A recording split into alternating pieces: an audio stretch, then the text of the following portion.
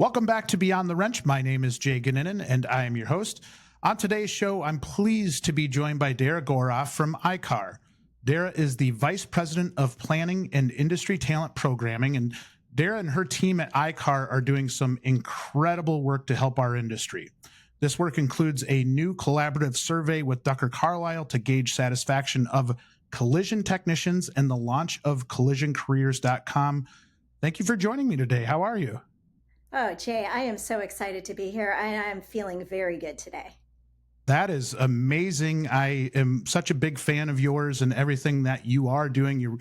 You and iCar as a whole do a lot for our industry, and we'll dive a lot into that. But I do have to start with your title is very all-encompassing, right? It's got a lot going on. You're the VP of Planning and Industry Talent Programming. So tell us a little bit about what that means. Yeah, I'm so glad you asked. And it's kind of funny, Jay, because when I first saw this title, and I think when people see it on LinkedIn, they think a little bit maybe human resources, maybe I have some recruiting under me.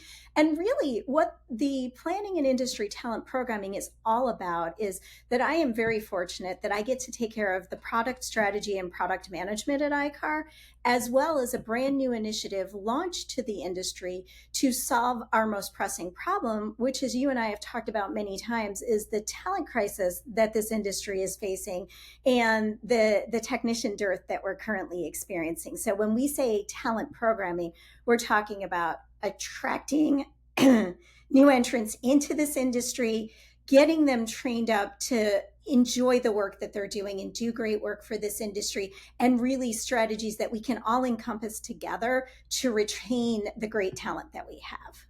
Yeah, and it's really, really impressive. I think the more and more I've dug into all of your work, the more impressed I am. Now, I do have to ask, did you start off in this business, in the collision business, or what led you to this point? You know, a long, long time ago in a galaxy far away, I think really what led me to this point was I have been in the collision repair industry for a couple of decades now. I started out as somebody who was fortunate enough to find my way first into technology. So I was working for Motorola. I was there doing customer support, which led me into a product management career. And most of the products I was managing were going to be placed in the dashboard of the vehicle. The position I had at Motorola led me over a period of time to gather a lot of experience in creating software and technology. And I was recruited first to an insurance company where I was building online solutions to be able to help sell a policy. But in order to sell a policy, you had to be able to understand the components of a vehicle. And then I went from an insurance company to a company where I was building total loss solutions and estimatic solutions. So I took that knowledge I had acquired about vehicle componentry, the value of a vehicle, and really used it to figure out how best to serve somebody who wanted to write an estimate or to be able to determine whether an estimate was actually a total loss before the shop had to deal with that vehicle so that the vehicle could be triaged appropriately. That was my introduction and my bridgeway into really working in a lot of different verticals inside of collision repair to coming to iCar, where it is the best of all worlds. Because you said a lot about how you're impressed with what iCar is doing. I was attracted to iCar because of their neutrality in the industry and the fact that iCar, being developed from the industry for the industry, doesn't compete with anyone. We just want to do what's right for everyone in helping to educate the industry, make sure that technicians are adequately provided with the knowledge and skills that they need to do their jobs well. And of course, right now, to help solve the talent crisis for the industry, bringing new talent in and getting them ready to be lifetime contributors. We all want that, right? We're all kind of rowing in the same direction there. Part of understanding what a technician wants is actually listening to them. And some of the work that you've recently done in collaboration with Dr. Carlisle was a survey and really trying to understand what those collision technicians were wanting. Can you tell us a little bit about the survey? Absolutely. So the genesis of the survey really was a conversation between myself, some of the folks at the Society for Collision Repair Specialists, and a determination that Decker Carlisle would really be the best partner for us to be able to survey our technicians in a way that was first unbiased, and secondly, allowed them to have total and complete anonymity. Because to your point, we wanted to listen to them and we wanted them to be honest so that we could get a very accurate picture of the great things about this industry. It's a career with tons of potential where a young entrant can come and learn and grow and really go anywhere. But the other side of that, wanting to hear from our technicians and wanting them to be honest, was we wanted to know where we maybe had a not so beautiful underbelly so that we could all work together to challenge misconceptions, but also to identify and resolve key issues that may have preventing our industry and really preventing us as employers from being perceived as the best choice for somebody who's young and they know that maybe they want to go into a trade and they're exploring, is it flooring, is it aviation, is it agricultural? We wanted to be able to make collision repair stand out. So we wanted to know, what are we doing wrong so that we can fix it. What do you find? What are some of the things that we need to improve on?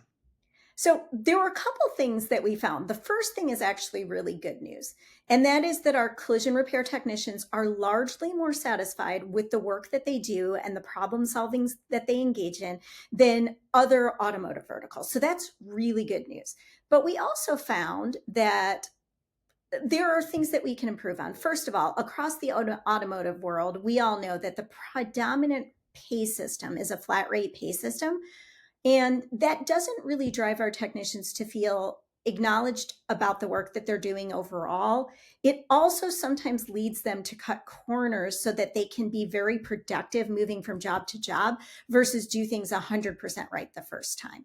The second thing that we learned on the not so good side was that from a perspective of benefits, we surveyed a wide swath of the industry, and we found that 15% of those we surveyed felt that they either had benefits or that their benefits were competitive with the friends and family members that they discussed such things with. And then the third thing is kind of a positive, but also could be negative depending on how your own individual culture is. And that is that shops that commit to a lifetime of learning, meaning that they're continuously feeding knowledge about new technologies, new repair procedures with their employees, were seen as being best in class, places where employee loyalty was very high and people didn't want to leave. But a lot of technicians felt that their employers weren't investing in their lifetime training, and therefore they were feeling a little bit stagnant and not engaged with their work as much. I think as you break those things down, and we had some similar responses on our own Voice of Technician survey, and it's interesting because ours isn't as I don't know, vast on the collision side, right? We're probably more repair side. We are more repair side, but those sticking points kind of seem to be consistent across our industry. The first I kind of want to dive into is the flat rate pay system, because when we talk about that, I think a lot of times shop leadership can immediately get defensive over this, right? Because, hey, we're not changing anything. We're going to stick with this plan. And this is just how we do business. If they don't like it, they're not going to work here.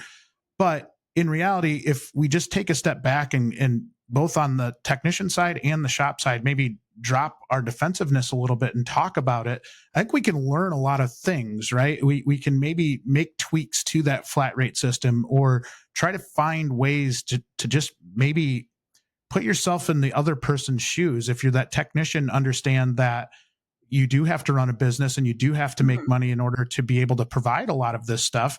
But then from the shop side, understand that, you know what, if I'm that technician and there's not work coming in the shop, and a lot of times that work not coming in the shop isn't because of me as an individual, it's just because either business is slowed or maybe we're not doing a good enough job selling it up front.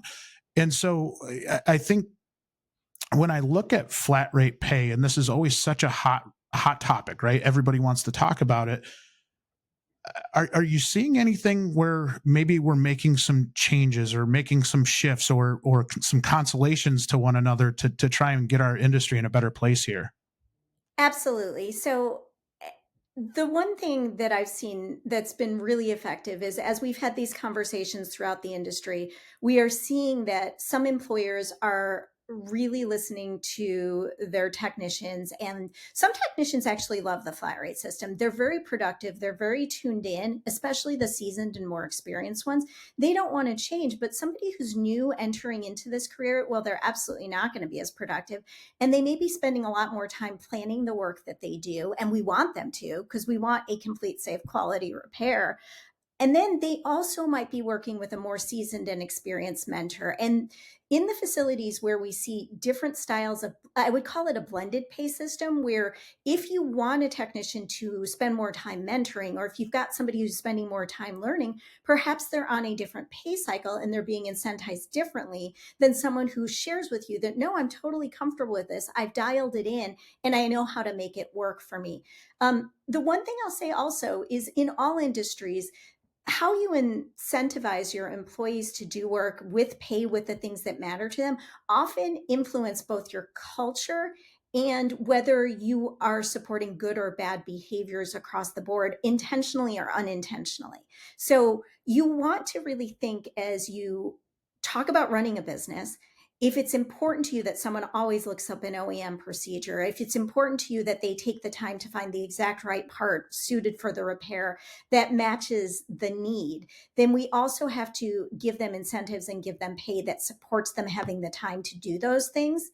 And it is never a one size fits all situation. It really comes from painting a culture and listening to your employees and understanding their concerns and how they work the best.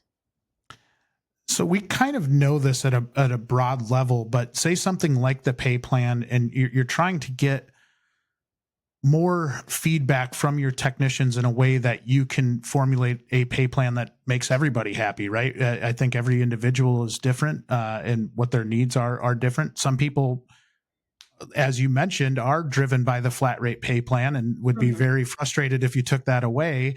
And then there's others where I do think we put undue pressure on and maybe make them perform at a lesser level. How do you get that good, honest feedback from your own team in your own shop, and trying to get them to answer honestly? Because a lot of times I think technicians, and this could be just general employees, where maybe they're a little skittish or a little scared to give their good, candid feedback to you. There are two ways. One of them is we have found a lot of success with anonymous surveys. So I think, Jay, you probably could echo this from the survey that you just conducted. People are likely to be very honest if they know there's no repercussions. They know that nothing will come back to them. So having an anonymous survey, and in a lot of ways, the best way to do that is choosing a partner outside of your organization to help you. If you're a small organization and you really don't have the resources to be able to do something like that, I think that you have something that maybe larger organizations don't, which is everyone in your facility probably has a really close direct relationship with ownership. And I think it is, and this is going to sound kind of crazy in the collision repair world, but if somebody who's the owner or manager of a repair center is open to showing that I don't know everything about this and I really do want to think about this and create a world that works, maybe not perfectly for every single individual, but we do the most good for the most individuals, and maybe mitigate some of the worst parts of like what you're thinking about your job. Whereas everybody is looking for a world where their boss is interested in doing those things. And I don't think any of us expect that our working worlds will be completely perfectly built for us. If a owner, manager, even the training manager within a shop is willing to have those conversations in a really, I would say, authentic and in some cases a little bit vulnerable way, I think their employees will be very open to understanding that what I share in this environment is only going to be used to benefit me. And therefore, I will be honest about it in a way that's productive. So I think that surveys are great, but they can't work for every organization. You hit on so many good points there. And I think the importance of trust in why you're doing the survey in the first place, or why you're taking an interest in what they want in general, in having that psychological safety going into that meeting, and to be able to say, hey, if I tell them what I really think, Am I going to get in trouble for it? Am I going to get fired? And that obviously drives a lot of anxiety for anybody, right? And so if you help them understand that you're using that feedback to help make your business better and to help make their lives better, I think you will maybe draw out more of that feedback. And I think you hit another really solid point in that it does vary from large organization to small, to some of these small shops. And at some level, the smaller shops might have more of an advantage, right? Because you can sit down, and if you're a good leader, and this is a really big point right there, in that you have to be a strong leader. And I love that you said vulnerable, because I think that is very, very true. And if you come and sit down with your people and say, hey, we know we're not perfect at everything, but we want to keep driving change. We want to keep making it better, and we want to keep adding to what we have to offer. There's so much value in that. Yeah, absolutely. I mean, the one thing I will say in having these dialogues and having these conversations, we as an industry really are committed towards doing well for our employees. And I will also say that there is an acknowledgement that we could always be better. And if your employees feel that, if your technicians feel that, the frontline folks who are dealing directly with the customers that bring the vehicles into the shop, if everyone feels that they're in an organization that is committed to continuous improvement, it is something that starts to, like, it's an unwritten culture elevator. Technicians, have you checked out WrenchWay yet? WrenchWay is a free online community for automotive and diesel professionals. Whether you're looking for a job or not, WrenchWay makes it easy to explore new opportunities, stay up to date on what's going on in the automotive and diesel communities in your area, and helps improve and promote the technician profession. Check out all of the job details you care about before you apply or interview with WrenchWay Top Shops. Details like photos of the shop and answers to the questions you actually care about, instead of the same old copy and paste job description you see everywhere else. Open to new job opportunities but don't want to apply yet? Create an anonymous reverse job post and let shops reach out to you, and see what's going on with the industry in your area through WrenchWay's Shop Talk. Join the WrenchWay online community for free by visiting wrenchway.com or by downloading the WrenchWay mobile app. Link is in the show notes.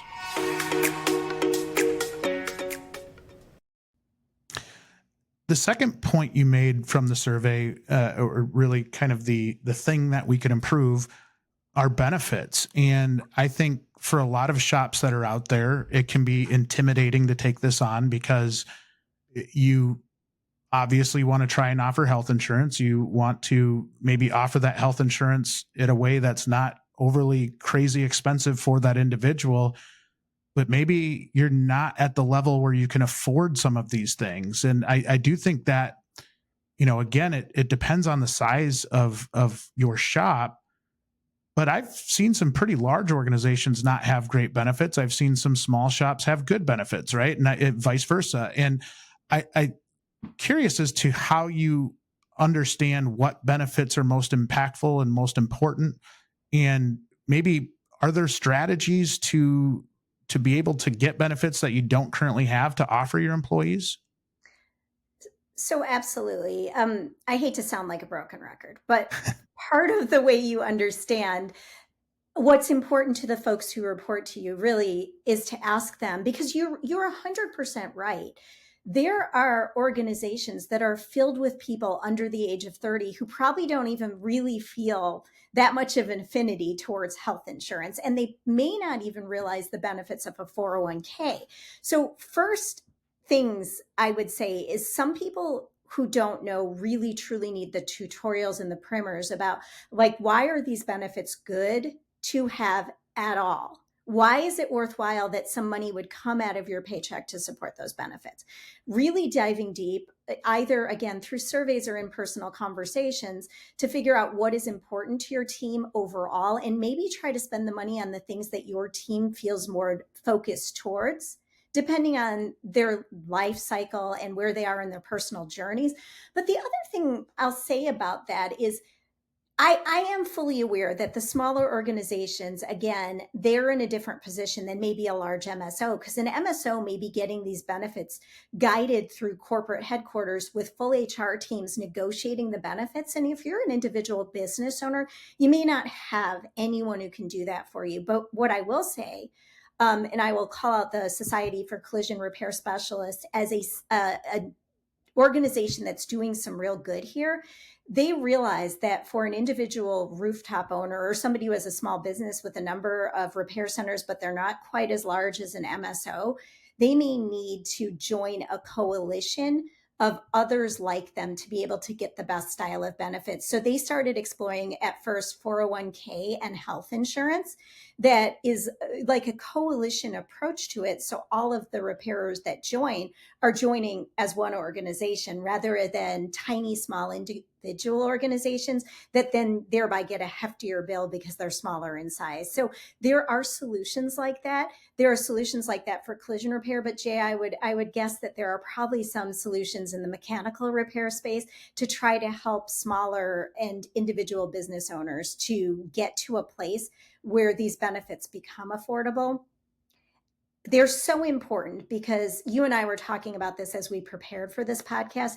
Your employees can become the biggest advocates for you and the biggest sellers of your business and your industry. And if they're feeling really well taken care of at work and they know that as their lifestyles change, as maybe they get married, as they have their first children, that they've got solutions in place from their employers to protect them and to help them, they are very, very more likely to be loyal and to stay with one employer rather than to go looking. It's incredibly true. And I think if you look over the course of probably your career, or I look back over my career, those are things that stand out. And I do think there are things that create loyalty, or maybe even not even like loyalty, but more so, I don't have to go look for another job because you offer everything that I need here. And the things that I can't live without as an individual, such as health insurance, if you're helping me get to that point or be able to reasonably take on these things, I think that's really helpful. Now, one other point, and I do want to, we'll go back to the part about getting our best people to speak highly of the industry, because I do think that's one that we need to dive into. But as you're talking, one thing that really struck me as an opportunity for us to help out younger individuals as they're coming into our industry is to take a step back. And when we're going through our onboarding process, walk through how taxes work with them, even as stupid as that sounds, or taxes, insurance, everything that's taken out of your check. Sit down with those people and help them understand what's coming out. I look back to when I was in my early 20s coming into the workforce, and I knew we had taxes. I knew we had all of this stuff. But then the first time I got a paycheck, like my first real paycheck, I looked at it, I'm like, oh my goodness, it took a lot out of there. Yeah, I couldn't agree more. And I think you're 100% right, because then as a young person, you kind of try to maximize the cash you're getting and minimize the things coming out. And some of the choices you might be making, like foregoing a 401k plan if you have one, or getting the least costly health insurance, for example, could end up not being something you want to stick with down the road, but you make those choices initially and you forget to ever look back at them. So if an employer in our industry is helping not just teach their new entrants how to do their jobs, but to also really effectively manage their personal lives and to get set up for the things important to them in their personal lives, that employer starts to become a family member rather than somebody who's just, controlling the job where I spend the majority of my time. I've got one of the more embarrassing admissions. I don't think I've ever told anybody this in my life. But when I first started with my first real job and was signing up for 401k, they kind of tell you what the employer matches, and they go through all of that. If your company is fortunate enough to have an employer match, and they're going through everything, and they're like, well, Jay, how much of your salary would you like to contribute to 401k? And, the funny part was I went the opposite of not contributing. I did 10% right off the bat, And it wasn't because of any education. It wasn't because of anything. It was because I think it was like an episode of Friends or something where I heard one of the characters talk about like how their dad said that you should contribute 10% to retirement. And so I just went off of like some random thing in terms of how I picked my number of what I was going to contribute to retirement. And looking back, it was very dumb. I don't know why I didn't ask somebody for a little bit more direction there. And that also contributes to the shock you must have felt looking at that first paycheck going, oh my God, where is it? I think I was paying them to work there at that point. But no. The other point that you made was continual learning. And I think the more skilled an individual is, I think the more they crave that extra training, right? They want to know that they can continue to refine their craft and continue to get better at what they're doing. And so as you look at that, is there enough training out there? I know like that can be a really, really tough thing for businesses to find time to send their people to training, but then also to find enough training to actually send people to. It's a little different on the dealer side than it is the independent side. There's a lot more training on that side in a lot of ways, but trying to find adequate training and carving time out is a challenge for a business, but it's really, really needed.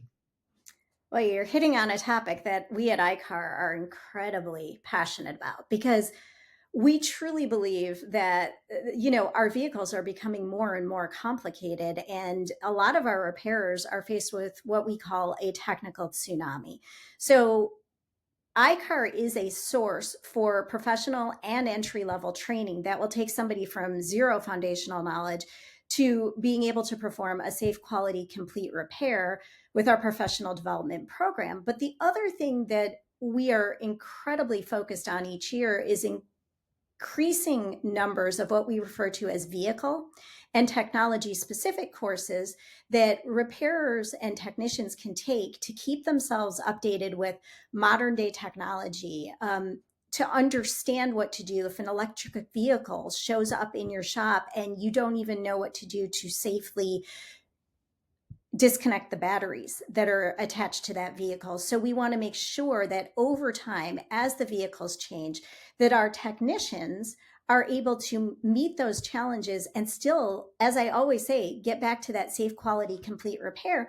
But of course, we're not the only game in town. Our OEMs are continuously producing excellent training courses to focus in on the vehicles in their lineups. And we have other partners across the industry, specifically the suppliers for our industries, who are creating continuous training about the upgraded tools and equipment that they're providing through the industry. So the answer is yes, the training is out there. The other answer to your unasked question is in our survey, we asked our technicians, what is most likely to drive your satisfaction and keep you loyal to your employer versus what's likely to get you one foot out the door? And we found out that taking time to make sure that your employees could do those trainings available to them, iCar's professional development program if they're seasoned technicians, OEM enhanced training around specific vehicle technologies, getting out there to learn how to best use the tools and equipment that you provide to them in the shop, increases their satisfaction, increases their loyalty, and reduces their feeling of job stagnation. They want that continuous advancement, even if it's intellectual advancement and better understanding of the job that they do every day. Conversely, training takes a lot of time. It takes them away from production activities. It doesn't make me money. But if you have that attitude, we found that your technicians are most likely to be looking at other employers because they don't want to stay the same that they are today. They want to grow. And if it's not grow to another position in your shop, it is grow in value in how they do the work that they do every day. That's spot on. Absolutely. And I think it is one thing that I do see maybe the collision side does better than the repair side, where there is a little bit more training. And I think there has to be at some level, right? But on either side, the amount of technology that's coming and the different tools available and just the need to stay on top of things, you almost as a technician have to have it. And I think the famous Richard Branson quote is, what if you train, or what if you don't train them and they stay? I can't even think of the entire quote off the top of my head, but it's very true. Like, I think so many people look at training as an expense, but when you look at it over time, the ROI that you get by sticking training into somebody, I think I had the fortune of spending a lot of time on the OE side, and the amount of training that they gave us, it was insane. And it was so helpful for me to make things click in some ways. So I think if you're a business leader and you're viewing it as an expense, and it can be hard not to, right? Because your revenue is going to go down that week because you don't have somebody producing in the shop. I do think you're down the wrong path. You're not driving the culture that you truly want, and you're not looking at it from a long-term view. You're going for that short-term P&L win rather than maybe a long-term health of your business win. Well, and if you look at the long-term view, if your technicians aren't adequately trained to meet the challenges that are coming with the new vehicle technologies and the new componentry and the new software built around that componentry, then you're going to hit a point where you go from very productive because you haven't been doing training to having to turn vehicles away because you really don't know how to repair them. And maybe you don't even have the right equipment in your shop to repair them anymore because you've been focusing on the present day and how to become more efficient in the present day. Never mind, we know that this makes your employees less satisfied. And we always relate this to technicians, but I feel like this is every person in every position ever, right? Like, we all crave to be, I think most crave to be better in what we do and better in our craft. And, I think so much of what we talk about with technicians does apply to an estimator or to whoever, a manager, right? If you've got a service manager that needs that help, I think there's just so much we can do. But a lot of times, similar to what we see with recruiting, we're very reactive. We don't plan for training. And the only time we pursue training in a lot of cases is when we have to send somebody, or if something comes up and we see an email come across. So I think there's just so much value in maybe thinking about this a little differently, being proactive as a management team within the shop to find those opportunities, and don't try to hide from them. Embrace them and go after them, and push your people to get better, because I know they want it. If you push them to be better and you get them to training, I think they are going to be significantly happier. On 100%. And you made a really good point, because we do talk about technicians a lot. But if you think about the people who are, we call it front of house versus back of house, or, the folks who are actually engaging with your customers, the folks who may make the first impression, the porter who greets a customer as they come through the door, if you're investing in their training, whether it be soft skills training, whether it actually crosses that threshold and you give them a little bit of the technical training too, you actually have a stronger business, because the more trained your people are, if someone needs to step away, let's say they have a medical issue or they need to go on a vacation because they need a little bit of a break, if other people in your shop have had some taste, some experience, and can backfill that role easily, you're just stronger as a business overall. So training makes your employees feel great. It feels like you're investing in them. It feels like you don't just believe in what they can do today, but you believe that they have a future with you. And it benefits you because you have that staff that can do more than what you hired them to do, without you really having to spend any money recruiting and bringing in a new resource, training that resource to your culture. You're just making you've built the bench, so to speak. Yeah. And I think you're driving happiness within your current team. You're driving retention with that. And all of this leads me to kind of circle back to one of the things that you had mentioned before, which is getting our best people to really speak highly of this industry and the need for it. We desperately need our best to speak positively about this. I know I've heard a number of different scenarios where we have a really, really good technician in the shop, and they get a young person that comes in and they're assigned to them as a mentor, mentee, the mentee's mentor.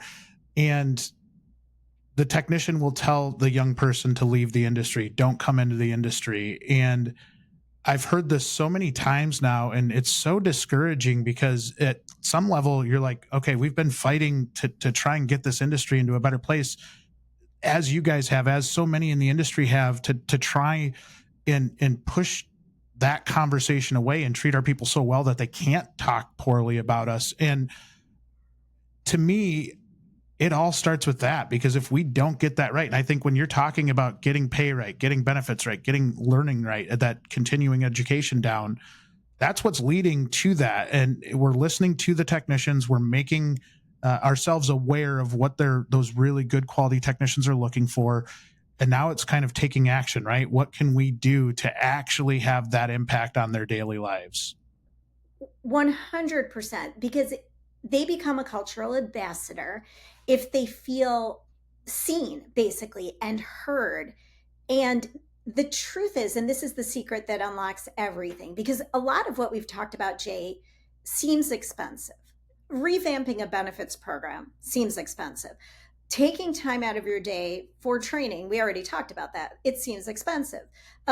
Possibly revamping a pay system could feel like it might be expensive, but the secret sauce that underlaid all the feedback. So we asked for, the typical survey, choose this button, pick this thing, but we also collected a lot of technician verbatim. And the common thread was, I want my leaders to see me as a human being. I want them to talk to me. I want them to tell me that I did something phenomenal yesterday. Even if that thing I did that was phenomenal is part of what I should be doing every day. As I prepped a car for refinish, but that car came out gorgeous, right? I want to hear that I'm a unique and valued resource. So here's the secret sauce. If you want your current employees to be great to your new entrants, if you want them to become a recruiting mechanism for your business, if you want them to call their friends and family and say, you'd be crazy not to work here, you start with that feeling of family, of belonging, helping them to feel seen and appreciated and listened to. And sometimes you have to tell them no, right? They could come to you and say, it's really important to me that you cover the full cost of my insurance because I just don't make a lot. And you might have to say no to that.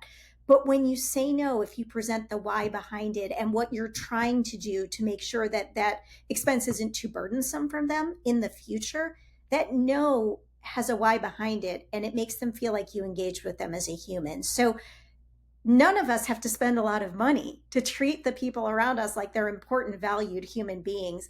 And one of the things we're really trying to do with the work that we're doing on the talent programming initiative for shops specifically is help them to dig deep into their own cultures and find out those secret moments that they can have that are like the light sparking on and changing the culture internally without them having to spend a ton of money to do so. It's such good stuff. I mean, when you think about that, and I look at my upbringing in the industry, and I think a lot of people had a similar upbringing in that it was very much the I learned the hard way, so you need to learn the hard way approach, right? And I think that's been so damaging to our industry over the years. And I am starting to see a shift. I'm starting to see where leadership is starting to change in that regard, and maybe being a little bit more accommodating to that young person coming in, or maybe being a little bit more accommodating to that 20-year technician that always has feedback for us, right? So it really maybe changing the way we approach this from a leadership level to have a little bit more empathy and to really be able to truly care about the people in the shop. I know a lot of times all of us shop people, it's tough to talk about feelings from time to time, but it's important. It's important that we really get to the core of everything.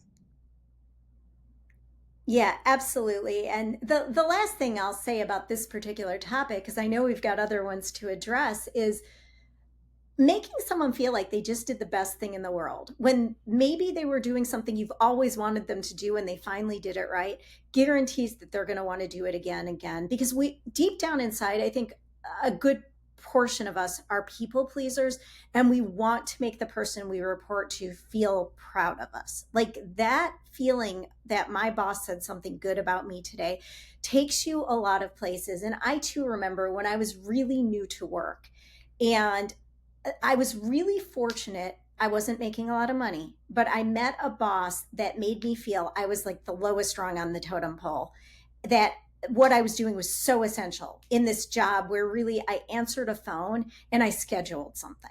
Answered a phone, I scheduled something.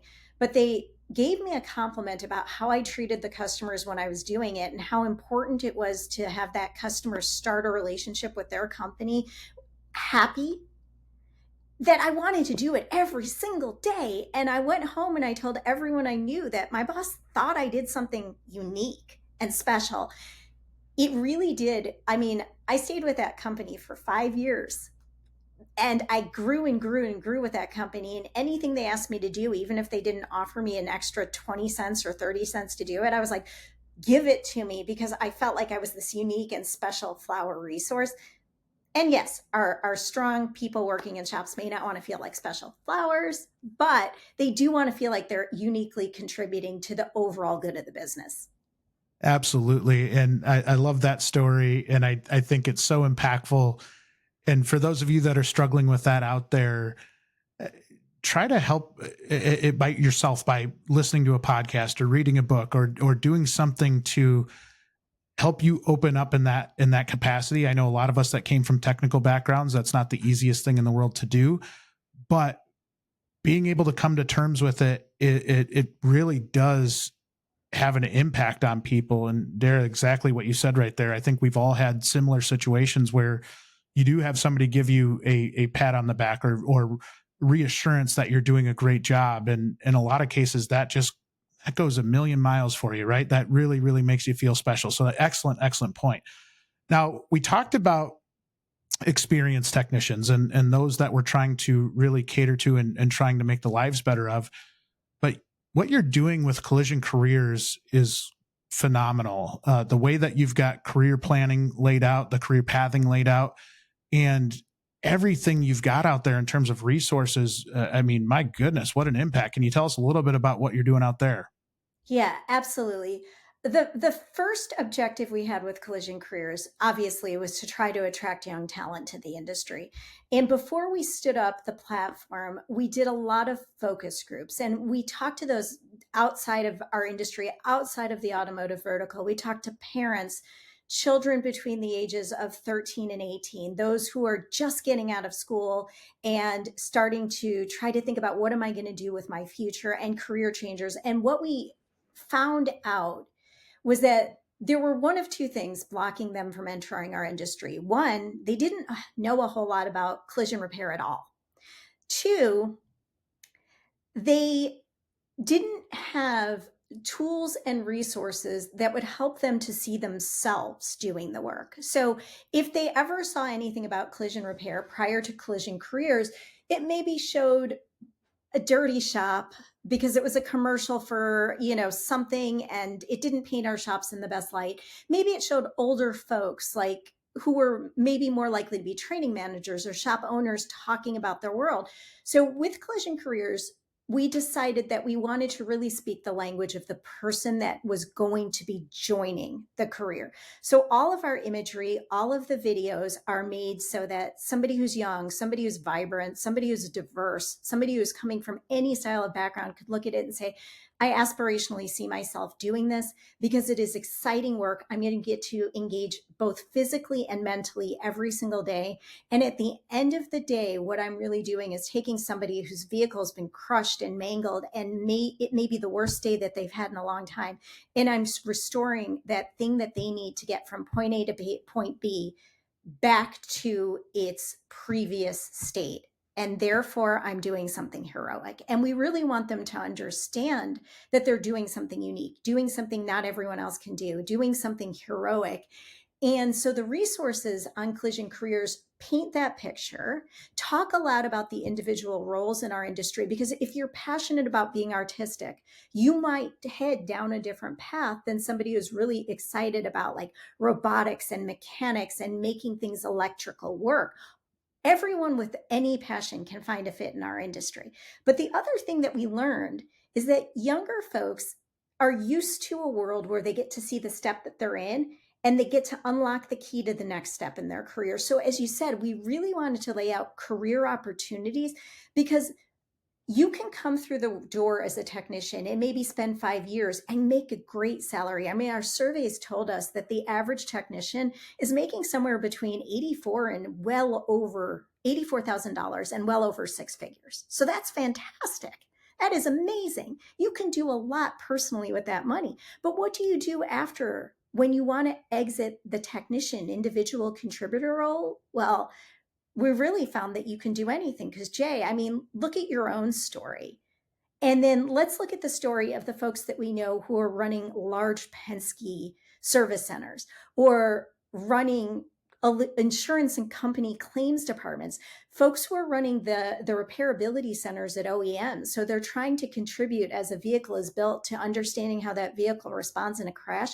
There are so many that you and I know of that we need to tell the stories of that started out in a technician role and they grew their careers because they kept getting that learning and that training poured into them and they were curious and driven and they ate it all up and they just kept taking the next step. And if you don't paint a picture of our industry as a vibrant place to work today, but also an amazing foundation of where you can grow, then you're not going to get the young people in. And so we try to hit all of those points with the Collision Careers platform. Amen. I'm fired up after that. That was really, really good. And it's the way that you've got it laid out at collisioncareers.com in the career paths that you have is in a way that is really easy to understand. It's really easy to read.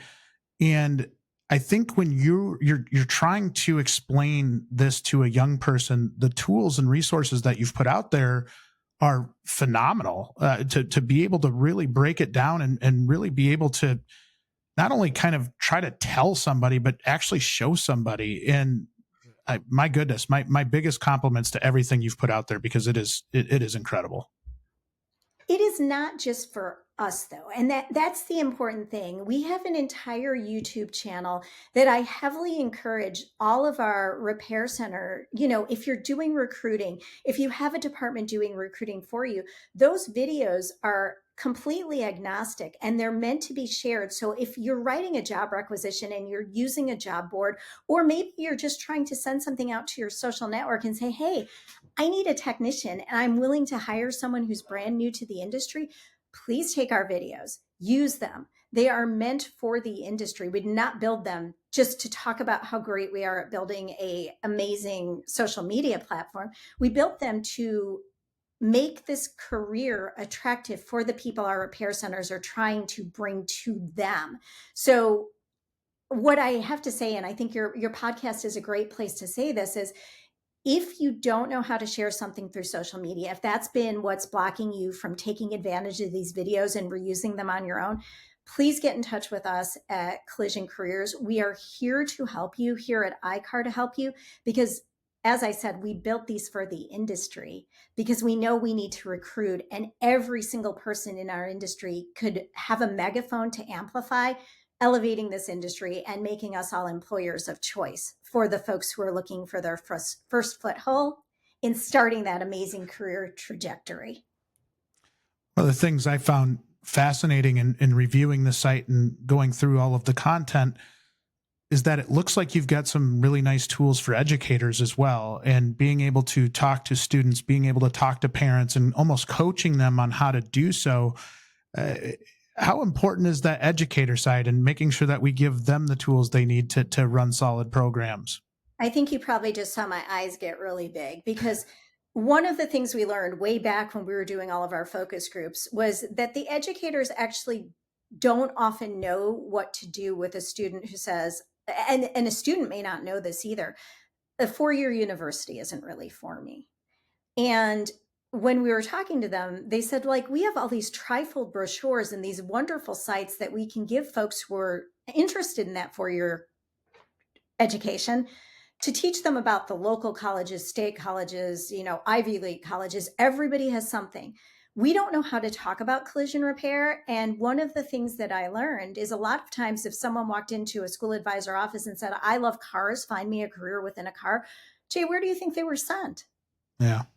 They were always sent to the mechanical repair track because the educators didn't know the difference. So we have an entire section of the Collision Careers website that is really meant for the educators and the school advisors.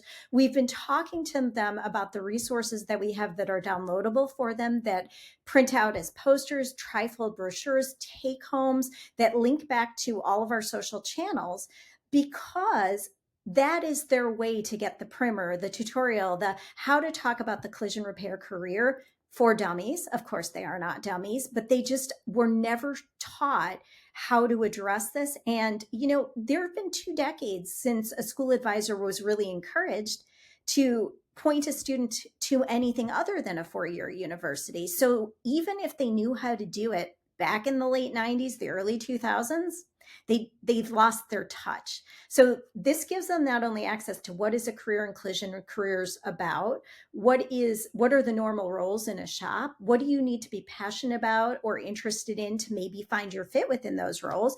It points back to the website where they can see local schools and local shops that are listed there that may be interested in hiring or bringing on entry-level students to their rosters. I think the impact that you have with that is, and this is something that I see maybe shops going in a little bit of a wrong direction here. And I shouldn't even say wrong, it's just different. And I think when we go in and say it's a high school, you're going into a high school and you're asked to go speak to students, and you go in and all you do is talk about your shop and you're trying to recruit those high school students to your location to work. You're kind of missing the macro of the entire thing, which is trying to sell them on the industry, because the more we can get out of that class to truly be interested in this industry, the less you're going to have people trying to tug away your people. The more you are going to drive a genuine passion. And so as I'm looking at what you have to offer, it truly is about the industry and how we make the industry better, and not so much how we make the industry better, but sharing what's so great about the industry and why a young person should seriously consider us. And the other thing I think that we are hitting the tip of the iceberg on, and we're going to be doing a lot more of over time, is telling the personal success stories, Jay. Because Yep. one, talk about the industry and everything that's interconnected here. Two, show that people who look like them, who came from similar backgrounds to the students you might be talking to in a high school, have found success. And that success that they found at work has enabled them to personally do all the things they wanted to do, whether it is have a family, buy a house, get a speedboat, have a race car. Whatever it is, we can enable those dreams coming true with the careers that we offer. And I think those are the two missed pieces, is sharing our own personal stories and passion and talking about the industry rather than just what it's like working for you. Because I learned something a long time ago. One of my first bosses shared this with me. He said, my job isn't to make you the best at working for me. It is to make you find your passion and do well here so that you could take the next step. And if I'm really a good leader, I'm developing people who could replace me, not people who just work really effectively for me. And I actually see in the collision repair industry specifically, I see a lot of really amazing people who love to develop people that exact same way. Sure, we have problems. You've illustrated some of them, but we also have people with such tremendous passion who want to give back and who want to take those new entrants and help them to find their passion, their fit, and their success. What you just said there is I can't tell you how much I loved it and how that leader approached you, and talking about, just in that person saying what they did, it implied that they care about you, right? And Yes. they didn't say, "Hey, I care about you." They just the way that you would take that as a person, if you're hearing that feedback, you can just tell that's a genuine care of somebody that wants to see you do better. And just such a solid leadership point there, because I think that's something everybody can do in their own shops, and try to help build that next generation and help make them better people. That's such good advice. 100%. I think, the thing that I've tried to carry with me as I've been fortunate enough to lead people is if you have someone on your team, they are not necessarily your resource.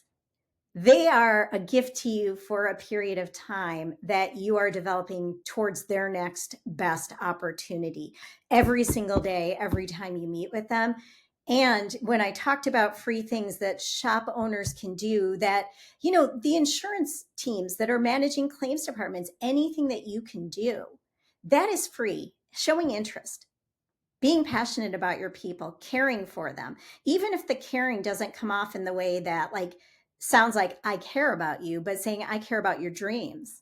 I care about where you want to go. Those are all things that we can do for free that truly, if we're all doing them collectively, will elevate this industry because our cultures will be just bulletproof. Yeah, that's different level impact.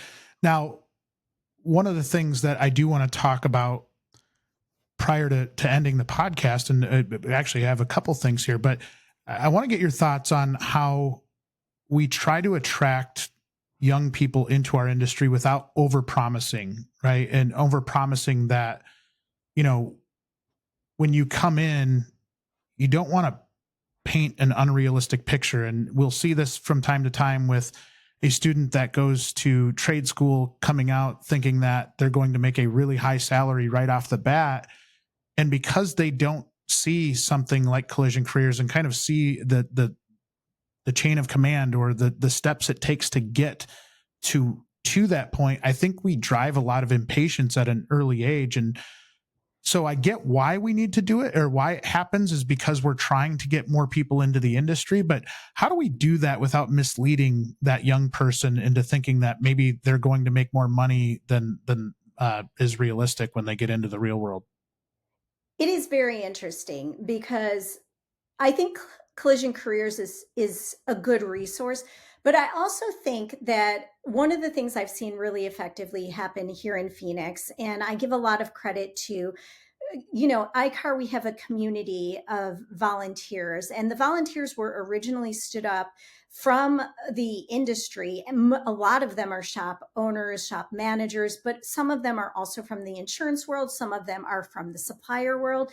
They go out and they meet with soon to be graduates, and they really do paint a very realistic picture of what will life be like if you were to join my team, and what will you be doing, how long will you be doing it, what type of training am I going to ask you to continue with, because you just finished a couple years potentially of schooling, but I may ask you to do some more training, and what that training equates to as far as in the things you're going to be able to do in the shop that you work in, and what I'm able to pay you because you're now increasing your knowledge, increasing your confidence, increasing your competence, which increases your value to the overall production and the work that I'm trying to get done here. So I think really developing those relationships, being in front of young people as they go through their schooling, talking about what real life culture is like.